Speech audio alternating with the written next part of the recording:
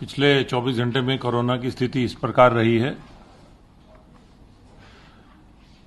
कुल 105 नए मामले आए हैं, जो कि कमोबेश कल के मुकाबले बराबर ही हैं। इस प्रकार वर्तमान में 2082 एक्टिव मामले पूरे प्रदेश में हैं। पिछले 24 घंटे में 98 लोग डिस्चार्ज होकर घर जा चुके हैं। इस प्रकार यदि पूरी कैलकुलेशन की जाए तो 5,92,901 लोग कोविड-19 से ठीक होकर डिस्चार्ज हो चुके हैं। कल 24 घंटे में प्रदेश में 1,09,870 सैंपल की जांच की गई। आप देखिए, जहां कुल संक्रमण के 105 ही नए मामले आए हैं, प्रदेश सरकार द्वारा सैंपल की जांच करना कम नहीं किया गया है। सैंपल की जांच माननीय मुख्यमंत्री जी ने निर्देशित किया है कि 1.25 लाख के आसपास रहनी चाहिए, उससे अधिक ही होनी चाहिए। और स्वास्थ्य विभाग को यह भी निर्देशित किया गया है कि वो टारगेटेड सैंपलिंग भी करें, और उनके द्वारा समूहों की भी जांच की जा रही है। बीच में उन्होंने स्कूलों की जांच की थी, फिर दूध वालों की जांच की थी। इस प्रकार ये टारगेटेड जांचें भी हों, ताकि किसी भी दशा में कहीं पर भी यदि कोरोना का कोई भी ऐसा प्रकरण हो तो उसको चिन्हित कर लिया जाए, उसका इलाज किया जाए, ताकि इसको आगे फैलने से रोका जा सके। और ये जो रणनीति है उत्तर प्रदेश की, जिसमें कि अब तक 3,15,05,760 सैंपल अभी तक जांच किए जा चुके हैं, जो कि देश में सबसे अधिक हैं। सबसे अधिक सैंपलों की जांच की गई है। इसी प्रकार प्रदेश सरकार की सर्वेलेंस टीमें जो हैं, वो घर घर जाकर संक्रमण के लक्षणों के बारे में पता लगा रहे हैं, परिवारों से बात कर रहे हैं। उनके द्वारा पिछले 24 घंटों में लगभग 1,85,723 क्षेत्रों में 5,12,010 टीम दिवस के माध्यम से अभी तक कुल मिलाकर 3,14,85,000 से अधिक घरों में सर्वेक्षण किया गया है। और इन घरों में कुल 15,28,81,687 की आबादी रही है। आप देखेंगे, जहां की प्रदेश सरकार द्वारा एक और सैंपलिंग की संख्या कम नहीं की गई है, वहीं दूसरी ओर सर्वेलेंस का जो अभियान चलाया था उसे तेजी से चलाया जा रहा है, और उसमें भी कमी नहीं लाई जा रही है।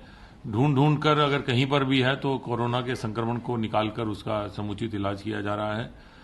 24 करोड़ की जनसंख्या में से अभी तक प्रदेश सरकार लगभग 18,44,00,000 से अधिक व्यक्तियों की या तो जांच करा चुकी है, या उनसे व्यक्तिगत रूप से संक्रमण के लक्षणों का उनसे पता लगा चुकी है। इससे, इस रणनीति से इसका परिणाम यह है कि अभी प्रदेश में कल 105 मामले आए थे। कुल 2082 कोरोना के एक्टिव मामले हैं। देश में कई प्रदेशों में ये संक्रमण पुनः बढ़ा है। संक्रमण पुनः न बढ़े, इसके लिए सभी नागरिकों को सलाह दी जाती है। सरकार जो अपना अभियान चला रही है वो चला रही है, लेकिन नागरिकों के सहयोग के बिना ये संभव नहीं है। आप लोग मास्क का इस्तेमाल करें, हाथ निरंतर धोते रहें, भीड़ भाड़ के क्षेत्रों से बचें। इसके साथ साथ ये भी अवगत कराना है कि टीकाकरण की कार्रवाई बहुत तेजी से चल रही है। पहले और द्वितीय चरण में जो कि स्वास्थ्य वर्कर्स और फ्रंटलाइन वर्कर्स को वैक्सीनेशन होना था, उनको द्वितीय चरण का वैक्सीनेशन भी प्रारंभ होने वाला है। इसके साथ साथ 60 साल से अधिक और 45 और 60 साल के बीच के जो कोमॉर्बिडिटी वाले मामले हैं, उनमें भी अभी कोविन 2.0 पोर्टल शुरू हो गया है, जहां पर रजिस्ट्रेशन कराया जा सकता है। और कल माननीय मुख्यमंत्री जी ने स्वयं भी जहां पर ये आम नागरिकों के लिए टीकाकरण हो रहा था, उस स्थल का निरीक्षण भी किया था। उन्होंने उसके बारे में जानकारी भी ली थी। ये निर्देशित भी किया था कि जो आम लोगों को सरकारी अस्पतालों में जो टीकाकरण हो रहा है उसको जारी रखा जाएगा, और पूरी शिद्दत से, पूरी उसकी मेहनत से और सभी सावधानियों को रखते हुए टीकाकरण आम लोगों का कराया जाए। इस प्रकार ये तो कोरोना की स्थिति थी। कोरोना की स्थिति सामान्य, प्रदेश में सामान्य होने से सभी गतिविधियां सामान्य हो रही हैं। कंटेनमेंट जोन भी अब कम होकर 871 रह गए हैं, और कुल कंटेनमेंट जोन में जो कोरोना पॉजिटिव लोग हैं उनकी संख्या 1931 है। प्रदेश में सभी गतिविधियां सामान्य होने से औद्योगिक गतिविधियां भी सामान्य हो रही हैं। प्रदेश में सभी औद्योगिक इकाइयां क्रियाशील हैं और प्रदेश सरकार द्वारा भारत सरकार के आत्मनिर्भर पैकेज के अंतर्गत विभिन्न बैंकों से समन्वय करके लगभग 4,38,000 एमएसएमई इकाइयों को 11,945 करोड़ रुपए के ऋण वितरण कराए गए हैं, जिससे कि उन्हें कोरोना के समय में जो कठिनाइयां आई थी वर्किंग कैपिटल की, कार्यशील पूंजी की, उनसे वो निकल के अपना तेजी से उत्पादन शुरू कर पाएं। इसी के साथ साथ प्रदेश सरकार द्वारा नई मिशन रोजगार जो चलाया जा रहा है उसके अंतर्गत सरकारी नौकरियां, स्वरोजगार के अंतर्गत नौकरियां और निजी उद्योगों के माध्यम से नौकरियों के अधिक से अधिक अवसर पैदा करने का प्रयास, एक अभियान चलाया जा रहा है। इसी क्रम में प्रदेश सरकार द्वारा बैंकों से समन्वय करके 8,67,000 नई एमएसएमई इकाइयां प्रदेश में वर्तमान वित्तीय वर्ष में स्थापित कराई गई हैं, जिसके लिए बैंकों द्वारा लगभग 30,840 करोड़ रुपए के ऋण वितरण किए गए हैं। इस प्रकार यदि देखा जाए तो वर्तमान वित्तीय वर्ष में 13,05,000 एमएसएमई इकाइयों को बैंकों द्वारा 42,785 करोड़ रुपए के ऋण वितरण किए गए हैं। ये एमएसएमई इकाइयों को जो ऋण वितरण किए गए हैं, ये जो इकाइयां स्थापित हुई हैं, इनसे 30 लाख से अधिक युवाओं को नौकरियां मिली हैं और ये प्रक्रिया और तेज की जा रही है ताकि अधिक से अधिक उद्योगों को लगाकर निजी क्षेत्र में भी रोजगार के अवसर पैदा किए जाएं। वहीं दूसरी ओर सरकारी विभागों, निगमों, आयोगों सबको निर्देशित किया गया है कि वो तेजी से अपना पारदर्शिता के साथ सरकारी नौकरियों, विभागों में, निगमों में उनको जो रिक्त पद हैं उनको भरने की प्रक्रिया तेज करें ताकि अधिक से अधिक रोजगार के अवसरों का सृजन किया जा सके।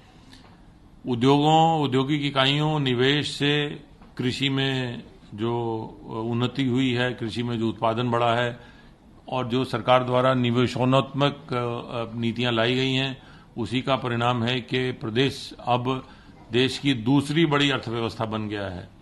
2017 में ये देश की 5वीं बड़ी अर्थव्यवस्था थी, अब 5वीं से ये देश की दूसरी बड़ी अर्थव्यवस्था बन गया है और ये एक उत्तर प्रदेश के लिए एक बहुत सम्मान की बात है कि कभी पिछड़े क्षेत्रों में, पिछड़े प्रदेशों में गिने जाने वाला उत्तर प्रदेश अब देश की दूसरी बड़ी अर्थव्यवस्था बन गया है। प्रदेश सरकार द्वारा किसानों को न्यूनतम समर्थन मूल्य दिलाए जाने का अभियान चलाया जा रहा है। इस क्रम में धान खरीद का कार्यक्रम चलाया गया था, जो कि 28 फरवरी को धान खरीद का कार्यक्रम समाप्त हो गया है और ये आपको अवगत कराना था कि इस बार 668 लाख क्विंटल यानी 66.83 लाख मीट्रिक टन धान खरीदा गया है, जो कि पिछले साल इसी अवधि में खरीदे गए धान से 1.5 गुना अधिक है। और प्रदेश में अब तक सरकार द्वारा खरीद जब भी किसी भी सीजन में की गई है, किसी भी वर्ष में की गई हो, इस वर्ष की खरीद सबसे अधिक है, सर्वाधिक है। ये सर्वाधिक खरीद अभी तक प्रदेश के आज़ादी के बाद के इतिहास में सबसे अधिक खरीद इस वर्ष होना, धान खरीद, ये दर्शाता है, ये सरकार की कमिटमेंट दर्शाता है कि सरकार किसानों को न्यूनतम समर्थन मूल्य प्रत्येक दशा में दिलाना चाहती है और वो उसको न केवल कह रही है बल्कि उसको जमीन पर करके भी दिखा रही है। इसी तरह से 1 अप्रैल 2021 से पूरे प्रदेश में गेहूं की खरीद प्रारंभ हो जाएगी। गेहूं की खरीद का न्यूनतम समर्थन मूल्य 1975 रुपये प्रति क्विंटल पे है और इसके लिए रजिस्ट्रेशन वगैरह भी प्रारंभ हो गया है। प्रदेश सरकार द्वारा अब तक सबसे अधिक 6,000 से अधिक केंद्र खोले जाएंगे और इसके लिए एक वेबसाइट भी चिन्हित की गई है जो कि है fcs.up.gov.in। इस पर आप पंजीकरण करा सकते हैं और पंजीकरण कल से 1 मार्च से ये पंजीकरण प्रारंभ हो गया है।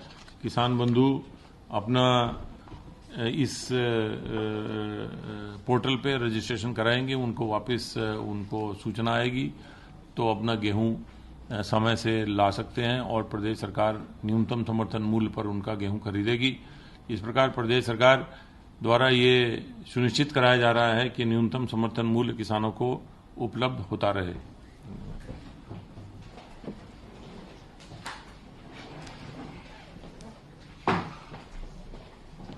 ये ले लेना, अपडेट कर दिया था।